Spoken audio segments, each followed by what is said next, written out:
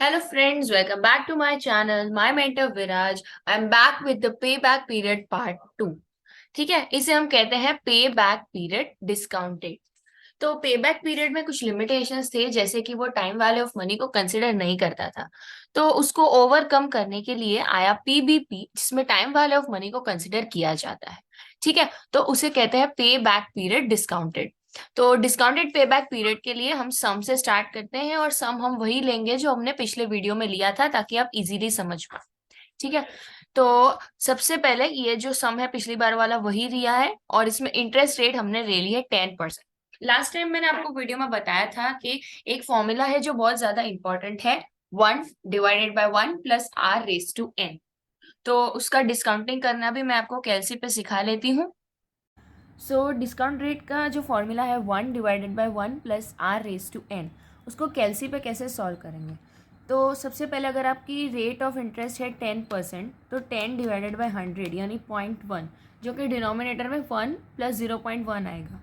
तो 1 + 0.1 यानी 1.1। सो 1/1.1 equals to, ये आ गया आपका discount rate for the first year. फिर आपको कुछ नहीं करना है, इक्वल्स टू, तो ये सेकेंड ईयर का रेट, थर्ड ईयर का रेट, इसी तरह से। जैसे अगर आपको 8% के लिए फाइंड करना हो या 12, तो आप सेम प्रोसेस यूज़ करेंगे। जैसे 8% के लिए 1.08 है, तो 1/1.08। सो ये आपका फर्स्ट ईयर का रेट, सेकेंड ईयर का, थर्ड ईयर का, इस तरह से। तो ये डिस्काउंट रेट इस तरह से कैलसी पे फाइंड करते हैं। तो डिस्काउंटिंग करने के बाद जो रेट्स आपने कैलसी पे देखी थी, वो यहाँ पे ईयर वाइज हम लिख देंगे। 1 2 3 4 5 ईयर्स की रेट्स। ठीक है, 5 ईयर्स की, क्योंकि यहाँ पे 5 ईयर्स का डेटा है हमारे पास। और डिस्काउंटेड कैश फ्लो कैसे ढूंढते हैं, तो हमारे पास जो कैश फ्लो का डेटा अवेलेबल है, 0 ईयर के लिए हम फाइंड नहीं करेंगे। फर्स्ट ईयर से यानी 30,000, उसको हम डिस्काउंट रेट से मल्टीप्लाई करेंगे, तो आ जाएगा हमारा डिस्काउंटेड कैश फ्लो, यानी 30,000 इंटू 0.909, तो हमें ये 27,270 वैल्यू मिली। ठीक है, और उसी तरह से मैंने ये सारे पांचों सालों की कर दी, तो ये आ गई डिस्काउंटेड कैश फ्लो। ठीक है, डिस्काउंटेड कैश फ्लो मतलब हमने प्रेजेंट वैल्यू का फॉर्मूला लगाया और कुछ नहीं। ठीक है, प्रेजेंट वैल्यू ऑफ मनी ढूंढा ये डिस्काउंट रेट लगा के, और डिस्काउंट रेट कैलसी पे कैसे ढूंढते हैं वो भी इजीली मैंने आपको सिखा दिया। ठीक है, अब कैश फ्लो कवर हो रहा है कि नहीं वो इसमें चेक करेंगे। जैसे पिछली बार हमने किया था कि 1 लाख रुपए मैंने इन्वेस्ट किए, 27,270 वापस मिल गए, अभी भी 72,000 कवर करने बाकी है। फिर 20,650 कवर हो गए, 52,000 अभी और बाकी है।